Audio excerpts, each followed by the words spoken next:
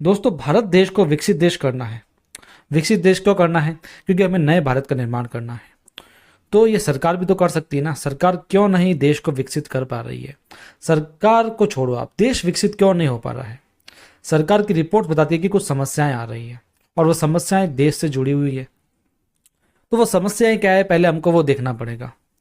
दोस्तों, WHO, world health organisation, ये कहता है कि भारत के हर एक घर में कोई ना कोई बीमारी है। हर एक घर में कोई ना कोई एक बीमारी है, भले कोई भी बीमारी हो। चाहे किसी के घर में शुगर हो, किसी के घर में BP हो, किसी के घर में अल्जाइमर हो, किसी के घर में कोई भी दिक्कत हो। दोस्तों, कोई ना कोई बीमारी है ही है भारत के हर घर में।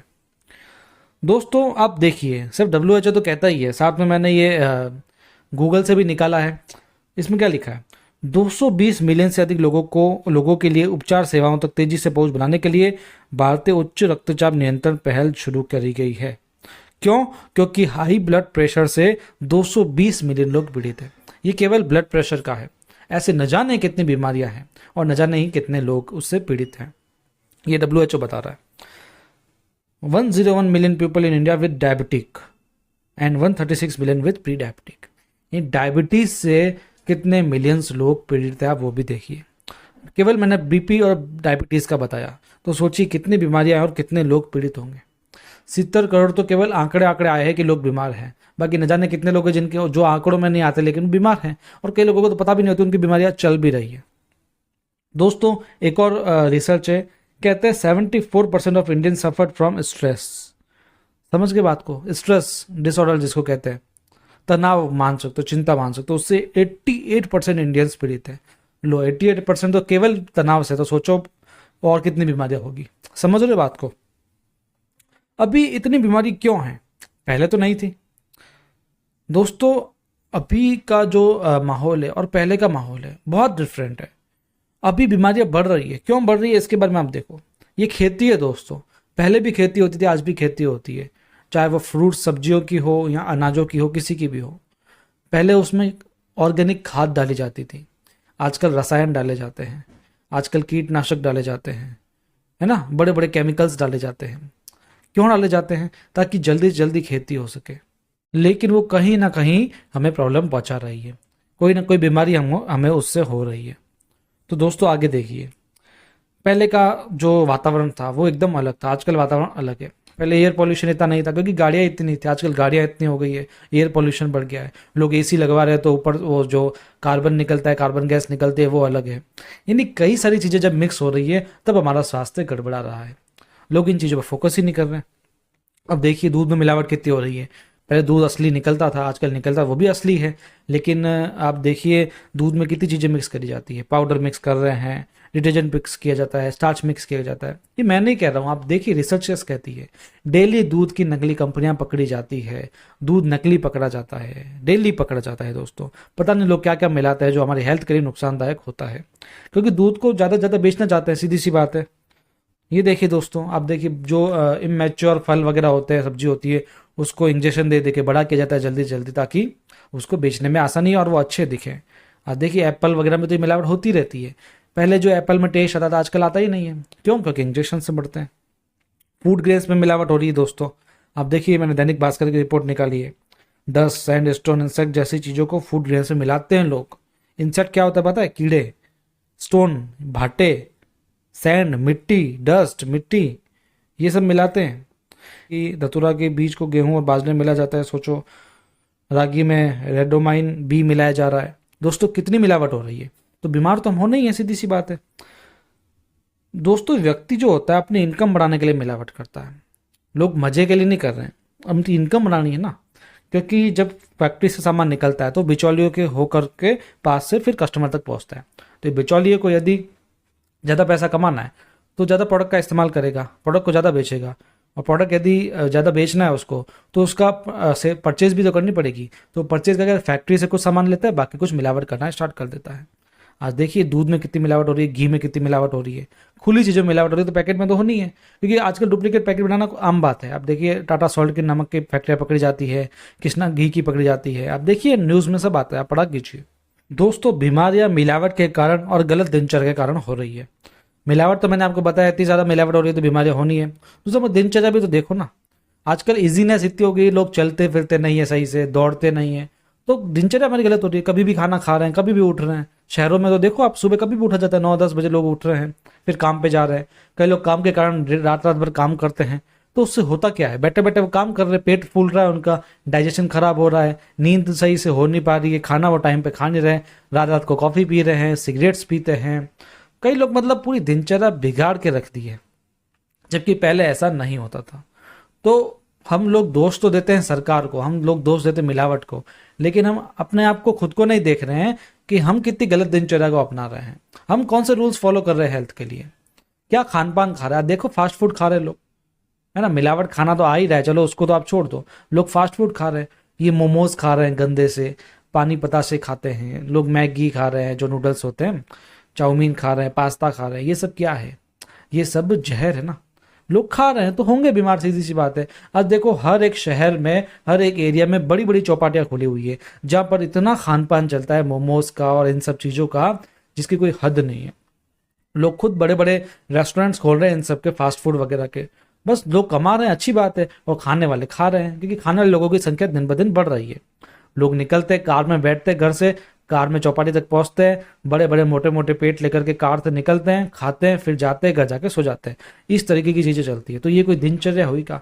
इस तरीके से तो आप बीमार तो हो नहीं हो। ठीक है, इसके बाद चलते हैं आरसीएम के बारे में। दोस्तों ये समस्या आपको पता लग गई बीमारी की।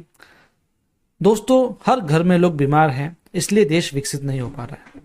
बीमारी एक प्रमुख समस्या है। जब तक लोग बीमार होंगे तब तक उनका खर्चा बढ़ेगा, और खर्चा बढ़ेगा तो वो अपने चीज़ों पर ध्यान नहीं दे पाएंगे, जो उनको काम करना है उस पर ध्यान नहीं दे पाएंगे। यानी कहीं ना कहीं बीमारी सबसे बड़ी समस्या बन चुकी है इंडिया की। दोस्तों आरसीएम का पहला मिशन है गुणवत्ता वाले उत्पाद ग्राहक तक पहुंचाना, ताकि ये बीमारी खत्म हो सके। वो सोचती है कि जो भी प्रोडक्ट है मैं मिलावटहीन लाऊं, गुणवत्ता वाला लेकर आऊं, जो कस्टमर तक पहुंचे, आम जनता तक पहुंचे, हर एक भारतीय तक पहुंचे, और वो उसका इस्तेमाल करे, जिससे वो हेल्दी रहे। ठीक है, और दोस्तों यदि व्यक्ति स्वस्थ रहेगा तो ही राष्ट्र विकसित होगा। मैंने आपको बताया, तो यही है नए भारत का निर्माण। नए भारत के निर्माण के लिए, नए राष्ट्र के निर्माण के लिए व्यक्ति को स्वस्थ होना पड़ेगा, और स्वस्थ जब भी होगा जब वह स्वस्थ खाएगा। स्वस्थ खाएगा तो ही वह हमेशा तंदुरुस्त रहेगा। दोस्तों ये बात आपको समझ में आई।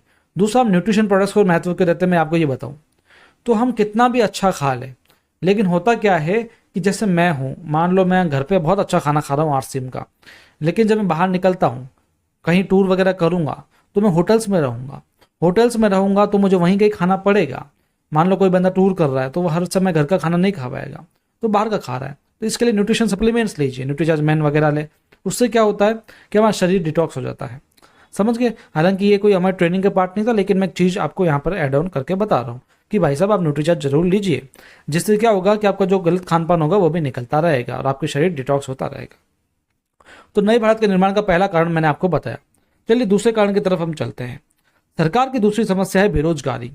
राष्ट्र जब तक विकसित नहीं होता जब तक पैसा नहीं आएगा, लोग पैसा कमाएंगे नहीं, आय नहीं बढ़ेगी जब तक लोगों की, और आय जब तक नहीं बढ़ेगी जब तक ये बेरोजगारी रहेगी। आज कितने करोड़ लोग बेरोजगार है आप देखिए। ये आंकड़े कब के पता है? 2013 के। ये बेरोजगारी के आंकड़े नहीं है, ये पॉपुलेशन के आंकड़े बता रहा हूं मैं। 129 करोड़ जनता थी 2013 में, जबकि चाइना में कितनी थी? 136 करोड़। और आज आप देखो 2023 में 139 करोड़ भारत की जनसंख्या है। ठीक है, तो जनसंख्या बढ़ी है ना। ये सिर्फ 2013 के आंकड़े बताए थे, 2023 के बताए। 1990 के आप आंकड़े देखना, कितने करोड़ लोग थे? बहुत कम थे। 1947 में देखना, बहुत करोड़ कम लोग थे। आज दुगना से ज़्यादा हो गए हैं। तो पॉपुलेशन बढ़ेगी तो बेरोजगारी तो होनी है। दोस्तों India population at 1.42 billion against 1.42 billion for China. China को पीछे छोड़ चुके हैं पॉपुलेशन में, है ना? समझ रहे हो बात को? लेकिन होता क्या है, चाइना के लोग बिजनेस पर फोकस करते हैं, हम लोग बिजनेस पर फोकस नहीं कर रहे, जॉब पे फोकस कर रहे हैं, और जॉब वाले सारे बेरोजगार बैठे हैं। गवर्नमेंट जॉब इतनी आएगी नहीं। आप सरकार को दोष दे दो, भले किसी की भी सरकार आ जाए, भले मैं कहूँ आप चाइना से कोई प्रधानमंत्री लाकर इंडिया में बिठा दो, तो भी इतनी गवर्नमेंट जॉब नहीं आएगी जितनी आप चाहते हैं, क्योंकि पॉपुलेशन लगातार बढ़ रही है दोस्तों, लगातार हर रोज बढ़ रही है। तो कैसे गवर्नमेंट जॉब पॉसिबल है? ये देखो दोस्तों, ये है गवर्नमेंट जॉब के आंकड़े। 2021-22 के आंकड़े यहाँ पर आपको देखने को मिलेंगे। ये भी है, ये भी है। ये क्या है? नंबर ऑफ एप्लीकेंट्स, यानी गवर्नमेंट जॉब जो आई थी उसके लिए कितने लोगों ने भरे हैं फॉर्म? 1,86,71,121। और आई कितनी थी वैकेंसी? 38,000। तो 38,000 वैकेंसीज पे 1,80,00,000 लोग हैं। तो समझ रहे हो दोस्तों कितनी बेरोजगारी है। इतना तो समझ में आएगा बेरोजगारी की समस्या है। ये देखिए दोस्तों, बेरोजगारी के कारण, पढ़ाई के प्रेशर के कारण कितने लोग सुसाइड कर रहे हैं। बच्चे सुसाइड कर रहे हैं। 13,000 student dying by suicide in that year. क्यों सुसाइड कर रहे हैं आप ये भी देख लीजिए। ड्यू टू एकेडमिक प्रेशर, उनमें एकेडमिक प्रेशर है दोस्तों। क्या वो पढ़ाई नहीं कर रहे हैं? पढ़ाई करते हैं, ऐसी बात नहीं है, वो टॉपर हैं, वो पढ़ाई करते हैं, लेकिन माँ बाप का उनके ऊपर प्रेशर रहता है। प्रेशर क्यों रहता है? क्योंकि वो चाहते हैं कि हमारा बेटा सक्सेस हो, और बच्चा प्रेशर लेता रहता है। वो पढ़ाई भी कर रहा है लेकिन वो सक्सेस नहीं हो रहा है, क्योंकि कंपटीशन कितना बढ़ गया। आप देखो ना, कितने करोड़ बेरोजगारी जब फैल रही है। 38,000 सीटें तो 38,000 लोगों को ही मिलेगी ना, बाकियों का क्या होगा? बाकियों के भाई कोई सेकंड ऑप्शन ही नहीं है, तो इसलिए सुसाइड भी बढ़ रहे हैं। लेकिन दोस्तों वहीं आरसीएम की बात करूं तो आरसीएम ने ये समस्या खत्म कर दी है, बस लोगों को जागरूक होने की देरी है। आरसीएम आज लाखों लोगों को रोजगार दे रही है, ऑटो अभी दे रही है, बात की तो बात छोड़ो, अभी दे रही है ना। आज लाखों लोग हैं आरसीएम में जो 25,000 से ऊपर की इनकम ले रहे हैं। कई लोग 20,000, 25,000, 30, 40, 50, 60,000, 1,00,000, 2,00,000, 3,00,000, 50-50 लाख तक लोग ले रहे हैं। तो बेरोजगारी तो खत्म कर रही है आरसीएम, है दोस्तों। भारत के हर बेरोजगार को आरसीएम आमंत्रित करती है, आप बेरोजगार हो, आओ आरसीएम में। आप कोई और जॉब कर रहे हो तो भी आरसीएम में आ जाओ ना कमाने के लिए, कौन मना कर रहा है? आरसीएम तो सबको खुला आमंत्रित कर रही है, आप आओ आरसीएम में और कमा के निकलो। दोस्तों सबसे बड़ी बात क्या है आरसीएम, पता है आपको? No caste certificate required. Government job में पता क्या बोलते हैं? भाई साहब आप जनरल हो तो इतना आरक्षण मिलेगा, ओबीसी हो तो इतना आरक्षण मिलेगा, आप वो हो तो यूं हो, वो हो तो यूं हो, वगैरह वगैरह। आरसीएम में ऐसा नहीं है। No education certificate required. दोस्तों आरसीएम आपको ये नहीं बोलेगा भाई साहब एमकॉम किए हुए आ जाओ, यूपीएससी क्लियर करना है तो आपको कितना सारा पढ़ाई करना पड़ता है। आरसीएम में पढ़ाई नहीं करना पड़ता है। आरसीएम में ना कोई कुछ नहीं चाहिए ना, मैंने बताया आप स्कूल भी नहीं गए तो भी आरसीएम में आ जाओ। लेकिन गवर्नमेंट जॉब में ऐसा नहीं चलेगा। एक चपरासी होता है ना, चपरासी, वो भी अच्छा खासा पढ़ लिख के जाता है, फिर जाके पोस्ट पे लगता है। जो डॉक्टर की डिग्री किए हुए ना, वो भी गवर्नमेंट लोग जॉब के लिए चपरासी के एग्जाम भी दे देते हैं, उनको गवर्नमेंट में लगना है बस, है ना। तो बात आपको समझ में आ रही है, रिलेट कर पा रहे हो ना आरसीएम से। दोस्तों आरसीएम का दूसरा मिशन यही है, स्वावलंबन। सरकार की समस्या खत्म करनी है, जो बेरोजगारी है उसको खत्म करके सबको स्वावलंबी बनाना है, आत्मनिर्भर बनाना है दोस्तों। तो आपको समझ में आया दोस्तों आरसीएम नया भारत का निर्माण क्यों कर रही है? क्योंकि वो बेरोजगारी को मिटा रही है और स्वास्थ्य रक्षा कर रही है। ये 2 पॉइंट मैंने आपको अभी तक बताए हैं। चलिए तीसरे पॉइंट की तरफ चलते हैं। एक समस्या ये भी है महिला सशक्तिकरण की कमी। आज अमेरिका है, अमेरिका में महिला सशक्तिकरण बहुत है, वहाँ महिलाएं भी काम करती है, आत्मनिर्भर है। जब वो कमाती है, दोनों कमाते हैं हस्बैंड वाइफ, तब जाकर के एक राष्ट्र विकसित होता है दोस्तों। समझ में आ रही बात? मैं ऐसा कतई नहीं कह रहा हूँ कि एक जो लड़की है या कोई महिला है वो घर के काम के साथ साथ काम भी करती है ना, पार्ट टाइम में भी करती है, तो उससे क्या होता है कि उनकी इनकम बढ़ती है और इससे राष्ट्र विकसित होता है। तो दोस्तों नए भारत के निर्माण के लिए चाहिए कि महिला सशक्तिकरण हो। आप देखिए, एक और फिर से डाटा बता देता हूं मैं आपको। दिसंबर 2022 के आंकड़े कहते हैं कि मेल और फीमेल लगभग बराबर हैं, और 2023 के आंकड़े पता क्या कहते हैं? फीमेल्स मेल से भी आगे है।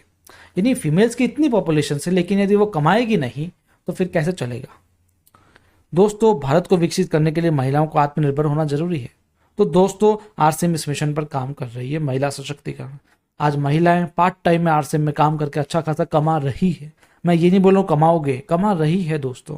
अब की सोल की एनिवर्सरी में आकर के देखिएगा, जो दिल्ली में होने वाली इंदिरा गांधी स्टेडियम में, उसमें कितनी महिलाएं आएगी जो खुद कमाती है, बोलना सीखा है उन्होंने, सब कुछ स्किल्स सीखी है, कम से कम बोलना तो सीखा, अपने पैरों पर खड़ा होना तो सीखा ना। तो वो राष्ट्र विकसित करेगा ना, जहाँ की महिलाएं पैरों पर खड़ी हो सकती है, जहाँ की महिलाएं बढ़ सकती है। आज एक महिला होती है, स्टार्टिंग में जब लड़की होती है तब अपने पापा से पैसे मांगती है, अपनी माँ से पैसे मांगती है, अपने भाई से पैसे मांगती है, शादी होने के बाद सास ससुर से पैसे मांगेगी, अपने हस्बैंड से पैसे मांगेगी। वो खुद आत्मनिर्भर कब बनेगी? ये नहीं कहते कि दोस्तों बिल्कुल वो छोड़ छाड़ के सब बैठ जाए, अपना खुद का कमाने लग जाए, ये गलत है। गृहस्थी में रहते हुए वो काम कर सके, ऐसा प्लेटफॉर्म उसको चाहिए जो आरसीएम प्रोवाइड करता है। एकदम सेफेस्ट प्लेटफॉर्म कह सकते हैं इसको। दोस्तों आज देखिए इतनी महिलाएं हैं, ये पहले के हमारे इवेंट्स है आरसीएम के, इतनी महिलाएं हैं जो स्टेज पर आती है, बोलती है, उनका सम्मान होता है। दोस्तों केवल पैसे से सब कुछ नहीं होता ना, उनका सम्मान भी तो होता है। वो भी तो देखो, उन्होंने बोलना सीखा, उन्होंने इतनी अच्छी एजुकेशन ली है आरसीएम की बदौलत, तो वो बहुत इंपॉर्टेंट है। यानी आत्मनिर्भर बनने में केवल पैसा नहीं, सब कुछ चीज़ें काम करती है। आगे देखिए दोस्तों, असली प्रचार तो महिलाएं करती है ना। अब आरसीएम का मैं बात करूं तो आरसीएम में जेंट्स ज़्यादा हैं। क्यों ज़्यादा है? क्योंकि ये स्टार्ट होती है पैंट पीस से, और पैंट पीस तो मेल ही यूज़ करते हैं, तो लोगों ने इसको व्यवसाय बना दिया आदमियों का। लेकिन असली में देखा जाए तो महिलाओं का बिजनेस है, क्योंकि इसमें करना क्या होता है? प्रचार करना होता है। प्रचार हम कौन करता है? महिलाएं करती है कि हम करती है? आज अगर आप एक ड्रेस लिया है तो कितने लोगों को बताओगे? हो सकता है किसी को नहीं बताओ, लेकिन एक महिला ने ड्रेस ले ली ना, पूरे गली में ढिंढोरा पीट जाता है। तो ये होता है प्रचार का ताकत। आप किसी को 1 घंटा बैठ जाओ तेल का प्रमोशन लेने के लिए, तेल बिकेगा नहीं, लेकिन महिला 1 सेकंड में तेल बेच सकती है। और प्रोडक्ट्स भी महिलाओं के लिए फ्रेंडली है ना। अब देखिए राशन का सामान है, कौन यूज़ करता है? हम करते हैं क्या? नहीं, महिलाएं करती है। धनिया मिर्ची साबुन ये कौन यूज़ कर रहा है घर पे? महिलाएं कर रही है। जो कीसोल के प्रोडक्ट्स है वो किसके हैं? महिलाओं के हैं। तो दोस्तों आप देखो महिलाओं की कितनी रेंज है। आप देखो, आप जब सुबह सुबह नहाते हो, नहा धो के सब रेडी हो जाते हो, मेकअप के लिए कुछ करते हो क्या? कौन करता है? पुरुषों में तो कोई नहीं करता। हो सकता है कोई एक बॉडी लोशन लगा ले, कोई एक क्रीम लगा ले, लेकिन महिलाओं की तो लिपस्टिक ही 12-12 कलर की है, नेल पेंट्स ही 13-13 कलर के हैं। अब देखो आरसीएम के ऐप में इतनी चीज़ें इनके लिए, इतने बहुत ज़्यादा प्रोडक्ट्स है कीसोल के, जितने सारे नहीं होंगे उतने कीसोल के होंगे। क्यों? क्योंकि महिलाओं के प्रोडक्ट्स बहुत सारे होते हैं, इनका प्रचार बहुत अच्छा है, तो महिलाएं इस काम को बहुत अच्छे से कर सकती है। इस बात को आप समझो। दोस्तों कोई भी देश तरक्की के शिखर पर तब तक नहीं पहुंच सकता जब तक उसकी महिलाएं कंधे से कंधा मिलाकर ना चले। तो देश की ये वाली समस्या को भी खत्म कर देती आरसीएम। दोस्तों एक इंपॉर्टेंट चीज मैं आपको बता रहा हूँ, इस चीज को नोट कर लीजिए, स्क्रीनशॉट खींच लीजिए, डायरी में लिख करके रख लीजिएगा। यदि महिलाएं शुद्ध सामान का प्रचार करती है और किसी को स्वस्थ बना रही है, क्या बोला मैंने? यदि महिलाएं शुद्ध सामान का प्रचार करके किसी को स्वस्थ बना रही है, साथ ही अगले व्यक्ति को भी पैसा कमाने का मौका दे रही है, तो वहीं नए भारत का निर्माण शुरू हो जाता है। दोस्तों जो 3 समस्याएं मैंने बताई, तीनों समस्याओं को महिलाएं खत्म कर रही है। कैसे? महिलाएं शुद्ध सामान का प्रचार कर रही है जिससे वो आत्मनिर्भर बन रही है, किसी व्यक्ति को स्वस्थ बना रही है तो स्वास्थ्य रक्षा का निर्माण कर रही है, तीसरा अगले व्यक्ति को भी बेरोजगार बनने से रोक रही है, यानी उसको स्वावलंबी बना रही है ताकि उसको पैसा कमाने का अवसर प्राप्त हो सके। इन तीनों समस्याएं खत्म हो रही है आरसीएम से, तीनों चीजें रिलेट कर रही है आपस से। समझ रहे हो दोस्तों बात को? दोस्तों नए भारत के निर्माण में आपको समझ में आ गया, 3 चीजें चाहिए, एक तो स्वास्थ्य रक्षा चाहिए, स्वावलंबन चाहिए और महिला सशक्तिकरण चाहिए, और तीनों ही हमारे आरसीएम के उद्देश्य हैं। जब ये तीनों फुलफिल हो जाते हैं वहीं स्टार्ट हो जाता है नए भारत का निर्माण। नए भारत का निर्माण करना है तो 3 चीजों पर फोकस करना ही पड़ेगा दोस्तों। क्या आप इस मिशन में जुड़ना चाहेंगे दोस्तों? जी बिल्कुल आप जुड़ना चाहेंगे, क्यों नहीं जुड़ना चाहेंगे? जब इतना खूबसूरत सिस्टम है, जब नए भारत के निर्माण की ओर अग्रसर है, तो क्यों नहीं आप जुड़ना चाहेंगे? अभी भी कोई डाउट हो तो कमेंट में बताइए ना। और दूसरी ट्रेनिंग देखिए ना दोस्तों, दूसरे वीडियोस देखिए ना, आरसीएम वर्ल्ड में आइए ना, आरसीएम के सेमिनार में आइए ना, तो समझ में आएगा ना कि क्या क्या करना है ना। समझ में आई दोस्तों बात? अधिक जानकारी आपको चाहिए आरसीएम से, प्रोडक्ट्स के रिलेटेड चाहिए, कोई ट्रेनिंग वगैरह चाहिए, आइए हमारे यूट्यूब चैनल पर, मोस्ट वेलकम है आपका। सब्सक्राइब करके जाइएगा, हर एक चीज़ आपको यहाँ पर देखने को मिलेगी।